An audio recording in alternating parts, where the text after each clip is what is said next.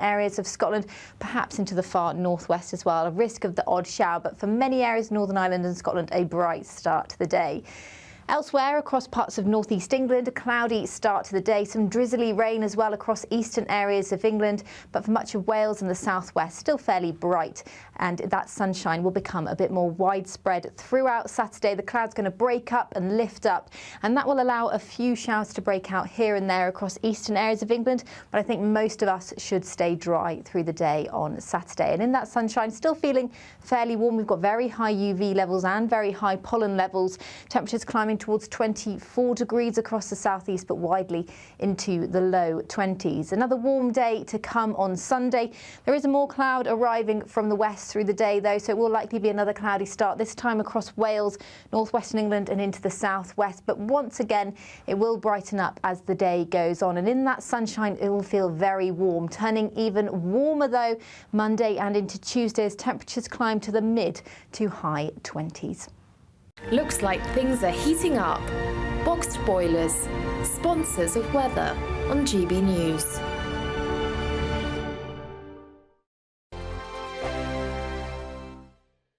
Nana Queer, weekends from 3 p.m. I cried, cracking out before we even start. I mean, to see King Charles be so brave, so strong, and you can sometimes, I think, gets his stomach hurt, or he just moved himself. He didn't seem very comfortable, but he was there and he was going to go through it all. And I just thought, you know, he's the most wonderful man. He cares more about us and the people who are there serving him. An extra bonus is Princess Catherine, who looked absolutely stunning. She did look very, very slim, though, but she looked beautiful in that outfit. Little Charlotte is an extraordinary child. When they were coming back, she was wiping the windows so that everyone could see with her hand, getting rid of the rain. She's fantastic. And the other thing that actually got my heart was that Prince William and Princess Anne and Prince Edward were getting completely drenched. They were on their horses. They had to go back after the festivities were over. And I thought, we're jolly lucky in this country to have a royal family who will put themselves out like that and really do their very best for the nation. No, nobody ever does, and that's why our royal family is the one that's most popular. And I do have to say, and just a couple of words, that Meghan introduced some raspberry jam and some dog's biscuits just an hour before. Don't laugh. Don't make me laugh. Hour before. I mean, can you imagine that? The desire to be noticed. It's always just before a big event because she wants the attention. I don't think she works it out that other people would do it. I think she works it out that they'll all look at me. The People's Channel.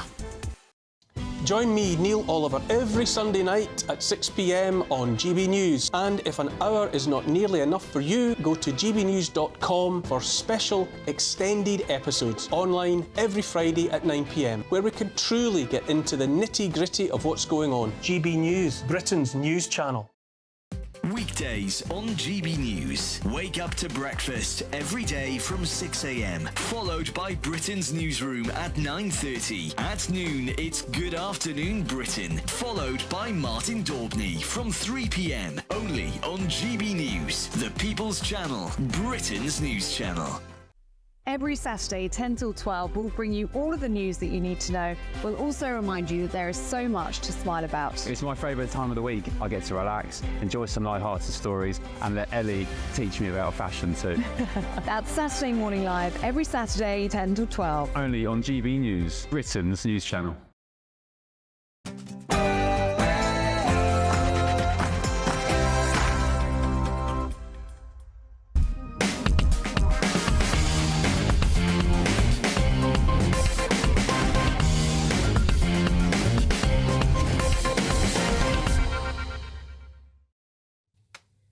I'm Mark Dolan. Welcome to a very busy Friday night live from our Westminster studio, and we'll be reacting to that interview between our political editor Christopher Hope and the leader of the opposition, the man who would like to be your next Prime Minister, Sir Keir Starmer, for reaction to this very revealing an absorbing interview. I'm delighted to welcome my Friday friends this evening. We have none other than radio and television legend Mike Parry, broadcaster and dropper of truth bombs Emma Wolfe, and radio and TV icon Liz Kershaw. There you go. Yep. Well, let me tell you, you get what you pay for. Look at this set. Let's get a few clips going of what we've just heard from the leader of the opposition. This is a man who, according to the polls, is going to be our next Prime Minister, so we're hanging on every word. And here is Sir Keir Starmer answering a question to Christopher Hope about how he is going to stop the boats. Look, we want to get those numbers down. Nobody should be making that journey. And the way to do that is to tackle the gangs that are running this vile trade. So we want to set a border security command, a new command, an elite command, bringing together all of our police and law enforcement, which will have new powers, counter-terrorism powers, to smash these gangs. I don't want to talk about betting too much, but will you bet me a pint of beer that in year one you'll bring down the undercrossings? Chris, betting in politics It's not allowed anymore. is a very, very bad idea. OK, Emma Wolfe, the leader of the opposition, Sir Keir Starmer, unwilling to make a bet with Christopher Hope, our political editor, about bringing down the number of illegal crossings in his first year, should he win. Is that a revealing answer that he wouldn't do the bet? Exactly. Pretty revealing. He won't commit to anything. Now, you used the words revealing and absorbing about Keir Starmer, and I don't think anybody could ever argue that that man is revealing, interesting or absorbing. So that's a first. But again, we get the same old, same old. We get this rhetoric about, this sort of meaningless rhetoric about we're going to smash the criminal gangs, we're going to have this special elite border force command, you know, sort of big words, command, elite, He's border. been through the thesaurus, We've heard hasn't this he? a few times. Yeah, exactly. They've chosen the big, macho SAS words. And what does it come down to? How is this actually going to work? He's not putting any flesh on the bones. And I think so many Labour supporters and Labour sceptics and Labour haters are just thinking, you at some point you need to tell us how you're going to do this, how you're going to fix the NHS, how you're going to, you know, invest in the economy. How are you going to do this? And Starmer's just very, very woolly. Mike Parry, is that the strategy, to say as little as possible over the next 12 to 13 days and become Prime Minister? Well, I think it probably is. I'm just shocked at the lack of common sense that the British people have got when they look at this guy and see what he's got to offer. And every day they are being assailed by written and verbal assurances that taxes are going to go up massively. We all know taxes are going to go up massively. Are we voting for a huge tax increase because we want to... No, neither am I. Mike, if people vote Labour, then they'll be voting for investment in public services. That's got to be paid for. No. I don't understand that. What I'm saying is that if he was honest and said, if you vote for me, you will pay a lot more taxes and take the tax rate up from 37% to 39%, you know, of GDP or something like that, then we'd know where he's coming from. But Rachel Reeves hasn't come up with a single policy yet in which he can say, oh, we can get value for money. What we should be talking about is taking the NHS apart and putting it back together again and saving, you know, probably 100 billion because it absorbs so much money. Well, instead of which is just fanciful ideas about we're going to do this. To be fair, Wes Streeting is the only one who's even suggested that they might actually reform the NHS. Yeah, well, and Nigel Farage as well. No, but I'm talking about Labour. The Labour front bench. Do you share Mike and Emma's concerns about what you just heard from Keir Starmer, particularly his refusal to agree to a bet with Christopher Hope about reducing the illegal crossings? But no one should be betting. It's so disingenuous. They just refuse to attach any responsibility for 700 arrivals the day before yesterday and nearly 1,000 yesterday. They refuse to attach any responsibility for that to the individuals arriving in the boat. It's OK for Labour to blame money-making, profiteering criminal gangs. And let's face it, they are a huge problem and facilitator of this. But then they refuse to question who those people are in the boats. But aren't the people crossing the desperate ones? They're the ones who are being exploited. Perhaps they're the victims. Okay. Maybe that's Labour's view. OK, they don't look desperate to me, and I have a first-hand view of this. There are 2 hotels on the seafront at Hythe, which lies between Folkestone and Dungeness. and the boats are coming in every day onto the shingle at Dungeness, right by a nuclear power plant. You know, it's a security issue apart from anything else. And the people who live there have got to witness this day in, day out. The lifeboatmen are fed up of being called up in the middle of the night to go out. They've got jobs the next day. These guys are running businesses. I'm fed up of helicopters, Coast Guard helicopters going off over at 2 o'clock in the morning. Meanwhile, if you go to the cafe, there are 2 hotels on the front at Hythe, and there's a cafe on the seafront, and we go power walking up and down. You know, as keto types. Do you wear lycra when you're doing that? Yeah. Very good. And there's, is it tights? Yeah, pink. Okay. And there's a hotel there, and it suddenly became surrounded by men in high-vis jackets with their backs to the sea. Right. All watching the gardens full of picnic benches. And they were I went up being nosy. They were very sort of... And they were guarding unaccompanied minors. That's chilling, isn't it? These unaccompanied minors... a lot of them had beards. They had branded sportswear. They were all on the smartphones. As we now know, a lot of the people claiming to be under 18 and vulnerable it's ridiculous. are just not. The biggest boats have young men in them, right? So if they're fleeing persecution from wherever the persecution is, does that mean they've left their families behind? Well, does that mean women and children? However, Emma, those boats are perilous. People die on those crossings, so these people and they put more and more in each boat. They are vulnerable by definition. They are vulnerable, and they are endangering their own lives by coming here. Can I just say, but I think it's interesting that Starmer will not commit to a number. He will not commit to that bet because no one in Westminster Isn't that wise? Should be Because he doesn't want to let down the British people. Well, he's seen how many times he wants to be trusted on his word. Has been hauled over the coals on his idiotic 5 pledges, pretty much 4 or 5 of which he failed to meet. It's not as dangerous as it was. Starmer doesn't want to be held to account. There's a different modus operandi. 8 years ago, when I was opening my curtains and seeing blokes crawling through the sand dunes at 5 o'clock in the morning who'd landed their own dinghy on the beach. Don't do that now. Okay. They go to the middle of the channel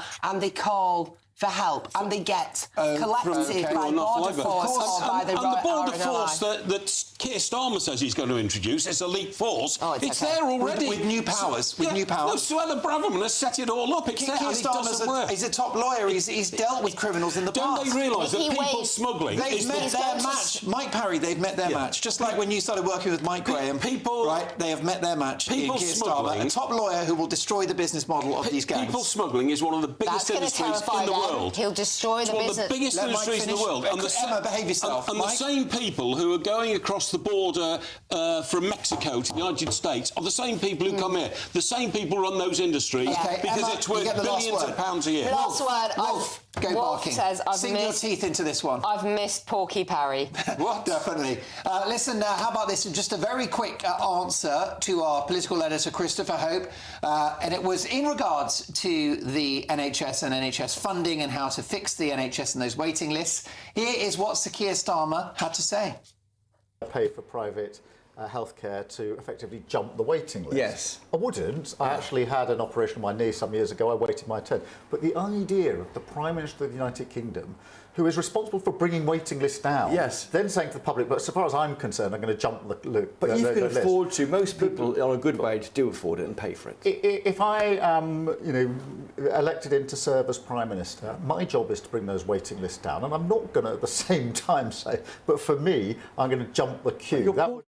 I've got 2... OK, well, that was interesting. Mike Parry, I think Keir Starmer there's sensitive about the answer he gave on the original ITV debate. When he was asked if a member of your family was dying and on a waiting list, would you pay for private? Rishi Sunak said, yes, I would. No, said Keir Starmer. And Christopher Hope probing there. I mean, we've already mentioned Wes Streeting. He's the member of the Labour Shadow Cabinet. Right, Shadow Health Secretary. Who has actually said, we've got to involve the private sector to try and get waiting lists down in the NHS. So he's contradicting his own health secretary there. But what I don't understand is that, if this idea that the NHS is a religion in this country, that's got to be disabused. We spend 2.6 billion quid on welfare in this country every year. It's going to drown the country in debt for decades to come, and he's got to do something about it. 2 billion a year on welfare, I'd say a lot more than that. I'd say 10 times that. No, 265 billion a year in the whole welfare budget. That number grew in a couple of minutes. Talk about inflation. No, I'm sorry, but, you know, which includes the National Health Service, includes payments, benefits, all that kind of stuff. Absolutely, the public sector. It's a massive amount of money. OK. I mean, Emma, were you persuaded by his answer there that he would never jump the queue? That's the kind of guy he is because he's committed to the NHS, unlike Rishi Sunak. Well, of course, no, it's a nonsense answer because basically he's saying either he's a liar, and of course he would because he's a rich man, and of course he would, and we all would for a family member, or he's utterly odd and wouldn't save a family member if they were dying. So this is just nonsense. But look at the bloated... I agree with Mike. You know, you couldn't pour more money into the NHS. It's not about more money. And when you do, it becomes more inefficient. Even primary care. Look at, you ring up, you get triaged by about 10 different people. In the old days, a receptionist would give you an appointment with your GP. We've now created this system where everything is taking longer, everything is less efficient for patients, and it's absolutely broken. The NHS needs root and branch reform. OK, what do you think, Liz? Surely Labour will do a better job running the NHS than the Tories have. Can't be any worse, can it? Nobody will make it any better unless they wade in and get rid of the inefficiency, complacency, treating people like they're doing you a favour because it's free. No, you want to be treated like a customer. But it's not free, we pay taxes. Two quick examples. Recently, I was sent a letter by the NHS. It said we enclose a survey. There was no survey in the envelope. So I rang up and she said, oh, yes, we've sent them out and we realised we hadn't put the surveys in. So we're sending them all out again. So 2 weeks later, another envelope arrived. How much is that? That's double the cost now. And this survey was an holistic wellbeing survey. And it asked me on the second page whether I had any anxieties about sun tan lotion. Oh, my gosh. You know, and the big one was my son was to go into hospital after pestering that he needed treatment. He was in there. On the day he was discharged, he was turfed out of bed, but you had to sit on your bed and wait to leave. And he could not leave till he got his medication from the pharmacy. Well, and that did not come for 12 hours. Meanwhile, there's a lady on a trolley or more in A&E dying because they can't get into a bed. That doesn't cost money to sort. Well, I do hope whoever wins can fix that NHS, but folks, we've got to crack on because let me ask you a simple question. Is Sir Keir Starmer a Prime Minister in waiting? Is he ready for power? Is he 13 days away from the top job? I'll be asking our political editor, Christopher Hope, in the studio next. Good evening. Welcome to your latest GB News and weather update from the Met Office. This weekend will be a little bit cloudier than the week has been, but it's still going to be warm. But next week will be even warmer. For the time being, though, we've got a few weather fronts still moving in from the west. That's going to introduce quite a lot of cloud from western areas, but also some rain through this evening for parts of Wales, northwestern England, much of Scotland, down into the southwest as well through this evening. And that's going to push eastwards through the night, introducing more cloud to central and eastern areas by tomorrow morning. Now, behind that, it does turn much clearer across parts of Northern Ireland and Scotland. We could see temperatures as low as 5 degrees for Northern Ireland, but for many of us, another fairly mild start to the day. However, sunshine is going to be slightly more limited very first thing tomorrow, but for much of Scotland, it should be a fairly bright start to the day. They will likely see a bit more cloud across eastern areas of Scotland, perhaps into the far northwest as well. A risk of the odd shower, but for many areas, Northern Ireland and Scotland, a bright start to the day. Elsewhere, across parts of northeast England, a cloudy start to the day. Some drizzly rain as well across eastern areas of England, but for much of Wales and the southwest, still fairly bright. And that sunshine will become a bit more widespread throughout Saturday. The cloud's going to break up and lift up, and that will allow a few showers to break out here and there across eastern areas of England. But I think most of us should stay dry through the day on Saturday. And in that sunshine, still feeling fairly warm. We've got very high UV levels and very high pollen levels. Temperatures climbing towards 24 degrees across the southeast, but widely into the low 20s. Another warm day to come on Sunday. There is more cloud arriving from the west through the day, though, so it will likely be another cloudy start, this time across Wales, northwestern England and into the southwest. But once again, it will brighten up as the day goes on. And in that sunshine, it will feel very warm, turning even warmer, though, Monday and into Tuesday as temperatures climb to the mid to high 20s. This is GB News, and we are Britain's election channel. This vote may seem to be about the politicians and the media, but it's actually about you. We won't forget that. Join us up and down the country as we follow every moment together. More than ever, it's important to hear all sides as you make your decision in the run-up to polling day. This is GB News, the People's Channel. Britain's election channel.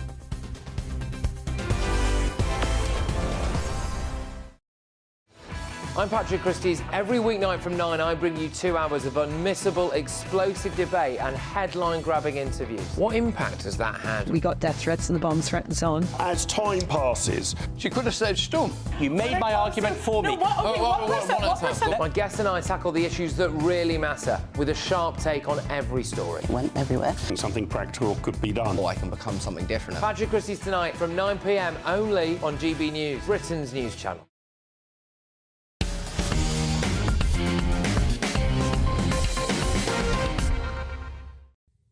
Welcome back to Friday Night Live, and we've just aired the most fascinating and absorbing interview with the Leader of the Opposition, the man who would be our next Prime Minister.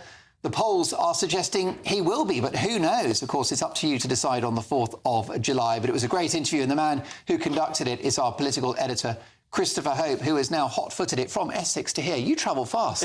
Yes, very fast, from Harlow. Yeah, well, you're not messing around. I'm delighted that you're here because I want to ask you, first of all, what his mood was, because this is a guy that looks quids in, the Prime Minister-elect, if you like, according to the polls. What was his mood? He was relaxed, actually, and I thought he'd be quite stressed. He'd been in Scotland all day, in York last night for a BBC 7-way debate.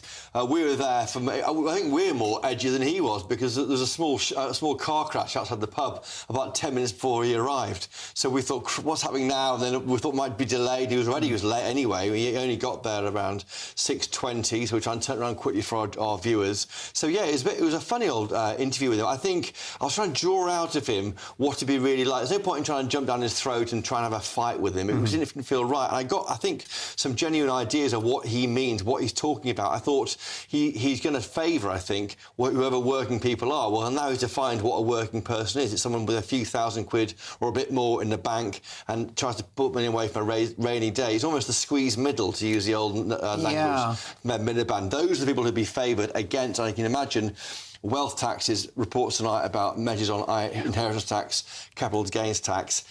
And I asked him, I couldn't ask him, and there's no time to ask him about all the taxation. I had 12 minutes with him, so I was trying to find out what's going on. He asked him particularly about council tax bans, and he was very clear, not going anywhere on that. Here's the document. I'm not going to write 5 years' worth of budgets 2 weeks out from the election, which is entitled to say... But that's not the same as ruling out raising VAT, national insurance or income tax, is it? Well, he said... It's on the table, or is it not on the table? Those three are not on the table. Right, but council tax is a wealth tax. So I think the view from the left has always been that wealth, like capital gains tax, when you sell shares, you're taxed at about 20%, not 40%. So why do we tax wealth less than income? That's long been an issue for many on the left. And I think that is where the debate's going to be over the next 5 years. And he can't say that, but that's why everyone's talking about these areas. Yeah, well, my concern about Starmer in recent months is that he's got more poetry than policy, but it's working because the guy is ahead in the polls. I remember Tony Blair being very cautious in 1997 about detail. I think it seems to come from the new Labour playbook. But you were right to probe the rather poetic idea of working people, because I don't know about you, but I'm a working person, and certainly our viewers are, notwithstanding their income. So you probed regarding what that might mean, and here's what Sir Keir Starmer had to say about what is a working person. Working people are people who work for a living, they pay their national insurance, they pay their income tax, and they, broadly speaking, don't have the sort of wherewithal to write a big cheque when they get into trouble financially. Now, that will be many millions of people who don't have very much in savings. It now would actually cover quite a lot of people who do have savings.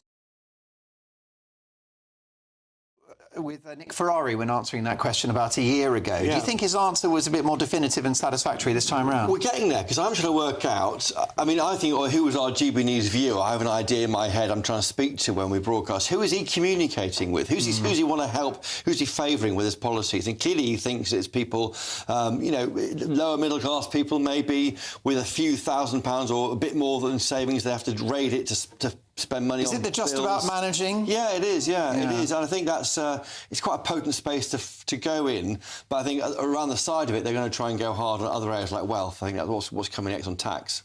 Now, Wimbledon is on the way. Yes. I'm hoping Andy Murray will be well enough to play. Well, to use a tennis metaphor, I suppose that Starmer's approach now for the next 12 or 13 days is to have the second serve. Right, he doesn't need to ace it. No. Just get that ball in and keep it simple. Did you pick up that was the strategy today? It is. I was struck by the amount of effort around him to choreograph it all, get all the angles right, and he doesn't need to do much more. For the day 2 or day 3, he's on the news talking about the other guy and his betting problem with some of his colleagues. Yeah. And he's not being challenged, and we're trying to challenge him on things he would do on taxation and elsewhere, but we could read between the lines in terms of certainly on wealth taxation.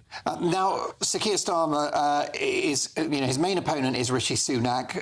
It's either of these two men to be our next Prime Minister. Sunak has spent the last few days fighting fires, particularly this alleged betting scandal. Did you notice any sort of points of weakness for Starmer today? Did you sense any areas where he looked vulnerable politically?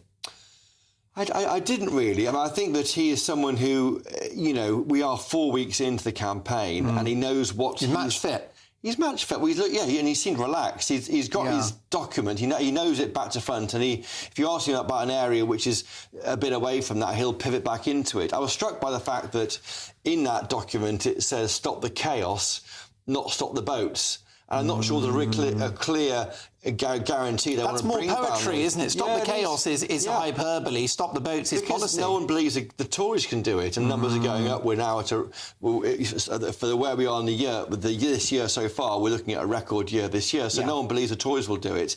I tried to bet me a pint of beer. Well, yeah. Let's Cal, have we got that clip regarding the migrant boat crossings? Because. We're going to fire that up. Now, it was very interesting. It was when our political editor, Christopher Hope, asked Sir Keir Starmer whether he would make a bet with him that I think it was in his first year in office, should he become Prime Minister. Will they come down? Will those numbers of illegal boat crossings come down? So let's take a listen to what Sir Keir Starmer had to say. Well, look, we want to get those numbers down. Nobody should be making. They had to juggle the tape there. That was great. Well done, team. The way to do that is to tackle the gangs that are running this vile trade. So we want to set a border security command, a new command, an elite command, bringing together all of our police and law enforcement, which will have new powers, counter-terrorism powers, to smash these gangs. I don't want to talk about betting too much, but will you bet me a pint of beer that in year 1 you'll bring down the undercrossings? Chris, betting in politics it's not allowed anymore. Is a very, very bad idea. All right, well, a canny answer. He definitely is match fit, a very relaxed performance, but it's all about our viewers and listeners, isn't it? And will that answer wash with the GB News audience regarding that he'll stop the boats, but he won't bet on it? No, it won't. They'll see if what it is that he wouldn't say he would do. He said he wants to bring it down, but all he's saying there about the various working more closely with enforcement colleagues on the continent is exactly what the Tories are doing. I mean, he's merely saying, I know about prosecuting criminals. I'm a new better powers person. as well, and better resourced. But better resourced, maybe. I mean, certainly that's the idea, and a bigger group in the Home Office, the enforcement group, to clear that backlog. But whether it works, I'm not sure. I was also in that conversation about fuel duty. He gave a clear hint on that. Now, that's an issue which a lot of our viewers have been carrying about. A lot of them drive. They've been emailing us in to say, what about fuel duty and tax on motorists? And he's very clear that look at our record on fuel duty. He implying he will not put that up. It's been frozen for 14 years now after campaigning by Robert Halfon. Because his narrative is that he's going to support working people. So we're trying to sketch a picture for viewers and voters on who will benefit under Labour. And now we're starting to... It's coming into clear vision to me, the kind of voter he's targeting. Now, I've criticised Starmer for being poetic rather than policy-led, but I'm going to finish with a poetic question, which is, did he look prime ministerial? I've always thought from the beginning that Keir Starmer does pass what's called the blink test. That's the test that if you blink, can you imagine him on the steps of Downing Street, or the step of Downing Street, making a speech and going back inside? Jeremy Corbyn didn't pass it. Yeah. And I think that was a problem. But Corbyn, I was struck again by his defence of Corbyn. He's got what I thought was interesting about this was, on the one hand, he defends Jeremy Corbyn and says, yes, he'll have been a better Prime Minister than Boris Johnson. And then you say to him, yeah, but Corbyn didn't blame Russia properly for the Salisbury poisonings and wouldn't say he'd pushed the button to defend this country if the Russians attacked. So how can you declare that and then say you're patriotic? If you're patriotic, you can't support Corbyn. So there's a circle he didn't square in the limited time I had to be with him. Well, it was a compelling interview. I thought you did a great job and I found it very illuminating. And it matters, doesn't it? Because this is a man who wants to be our next Prime Minister and the polls suggest will be. My thanks to our political editor, Christopher Hope, who's probably going to jump back on a battle bus or something like that for more brilliant coverage of this election. But next up, Nigel Farage, leader of Reform UK, has subjected himself to a BBC Panorama interview. We've got clips and reaction next.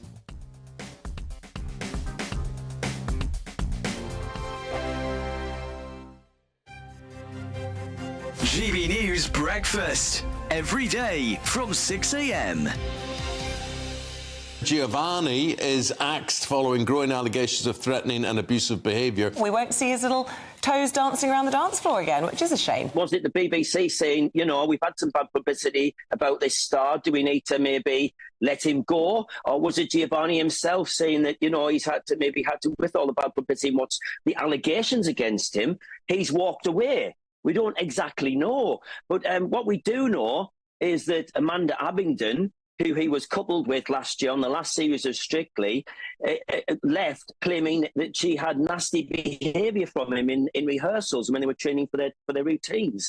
And she's also been diagnosed with PTSD, which she is blaming or claiming happened because of the training that she was put under Giovanni. It's very sad because I've met Giovanni on quite a few occasions, and he comes across as a very nice gentleman, actually, and the fans absolutely love him. And even though the allegations are out there against him, everybody I speak to in terms of the fans are on his side. I mean, from the fans' point of view, they don't see what goes on behind the scenes. All they see is an incredibly gifted dancer who we're seeing footage of now. It might come out later, but there's all sorts of things coming out because after Amanda came out and claimed all this behaviour against him, a male celebrity last week also came out and voiced their opinion. Yeah, a lot of fans will be gutted, but as you say, we don't know the full story yet as what's gone on. And it's incredible pressure that no one's allowed to be, a duffer right from the start now. I mean, it's one thing learning lines if you're an actor, but it's a different kettle of fish altogether if you're learning moves that you've never done before. So you've got... The People's Channel. I'm Patrick Christie's. Every weeknight from 9, I bring you 2 hours of unmissable, explosive debate and headline-grabbing interviews. What impact has that had? We got death threats and the bomb threats on. As time passes, she could have said stump. You made my argument for me. My guest and I tackle the issues that really matter with a sharp take on every story. Went everywhere. Something practical could be done. Or I can become something different. Patrick Christie's tonight from 9 p.m. only on GB News, Britain's news channel. I'm Christopher Hope. This is GB News, Britain's election channel. I'm Christopher Hope. From pop stars to politicians, I'll interview anybody in a pub who's got a political opinion. Join me every Friday on Spotify, Apple Podcasts, YouTube or gbnews.com, or wherever you get your podcasts. GB News, Britain's election channel.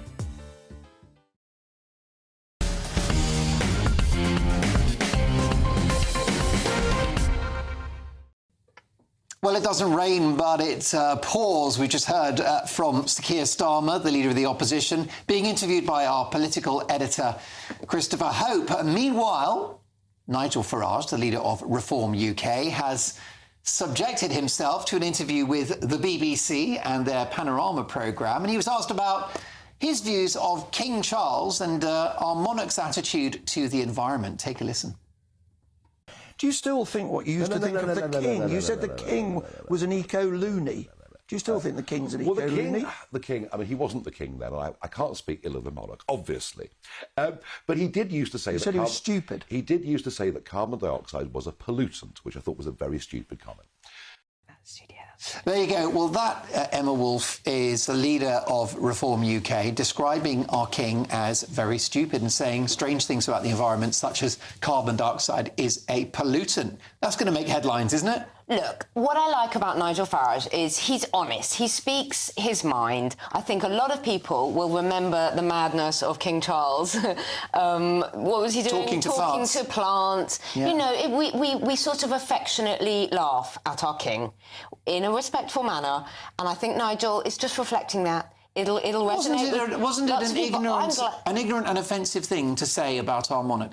It's not ignorant. It's not meant in any kind of nasty way. Michael, you looked a bit upset when you flinched when he said idiots. You flinched, and it takes a lot to make you flinch because you spent years in Fleet Street. Well, I'm a royalist anyway, and I admire the king for the way he took over from his mother, who was the most revered and loved woman in the recent history of this country. And he's played a blinder. He played a blinder. But I tell you what, we're all going to be very happy about. Excuse me, in the years to come.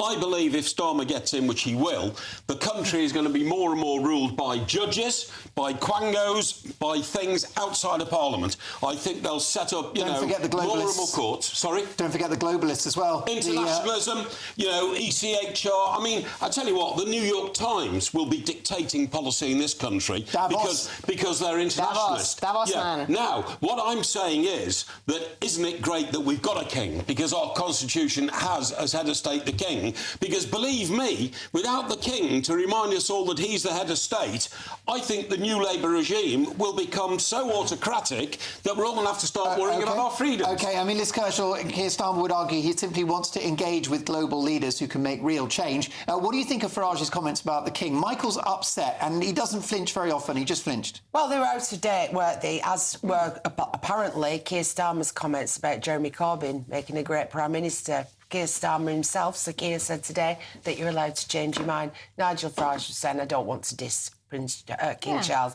I think a constitutional monarchy is the best model, as Mike was alluding to, in today's troubled world. Because we don't choose them, and that's why it's genius, isn't it? Because it's just continuity, whether we like it or not. But if you look around Europe at the moment and you look further around the globe, we could be, as in divisive times, and I'm fast turning into an anarchist, as July the 4th approaches, we could need that rock that's absolutely bad in law. Well, listen, folks, I wish we could talk for longer. It's been such a busy show. My Friday friends delivering, as always, Emma Wolfe, Mike Parry, Liz Kershaw. I'm back tomorrow at 9 o'clock for Mark Dolan tonight. We've got a busy weekend lined up. My big opinion, my take at 10, Mark Meets and much more. But Patrick's next. See you in 2.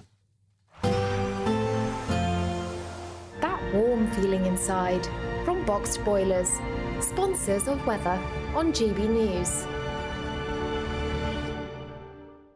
Good evening. Welcome to your latest GB News and weather update from the Met Office. This weekend will be a little bit cloudier than the week has been, but it's still going to be warm. But next week will be even warmer. For the time being, though, we've got a few weather fronts still moving in from the west.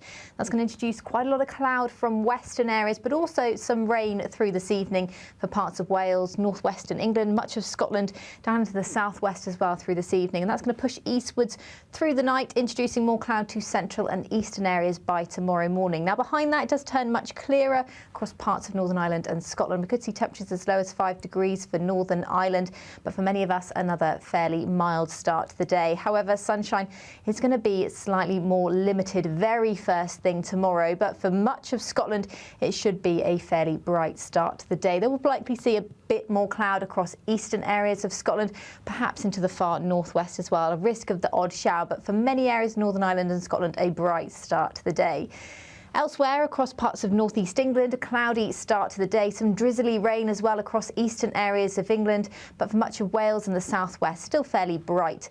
And that sunshine will become a bit more widespread throughout Saturday. The cloud's going to break up and lift up, and that will allow a few showers to break out here and there across eastern areas of England. But I think most of us should stay dry through the day on Saturday. And in that sunshine, still feeling fairly warm. We've got very high UV levels and very high pollen levels.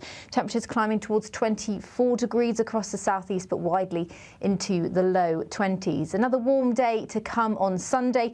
There is more cloud arriving from the west through the day, though, so it will likely be another cloudy start, this time across Wales, northwestern England and into the southwest. But once again, it will brighten up as the day goes on. And in that sunshine, it will feel very warm, turning even warmer, though, Monday and into Tuesday as temperatures climb to the mid to high 20s.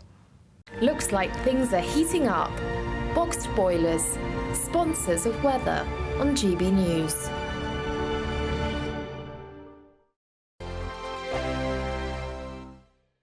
There's still time to win our Summer Spectacular with an incredible trio of treats, and you could win them. First, there's a fabulous £15,000 in tax-free cash to ensure this summer is special. What would you spend that on? Next, you'll also receive the latest iPhone 15 and a set of Apple AirPods. And finally, £500 to spend at your favourite UK attraction. For another chance to win the iPhone, treats and £15,000 cash, text prize to 63232. Text costs £2 plus one standard network rate message. You can also enter online at gbnews.com/win. Entries cost £2. Or post your name and number to GB06 PO Box 8690 Derby DE1 9TT. UK only. Entrance must be 18 or over. Lines close at 5 p.m. on the 28th of June. Please check the closing time if listening or watching on demand. Good luck.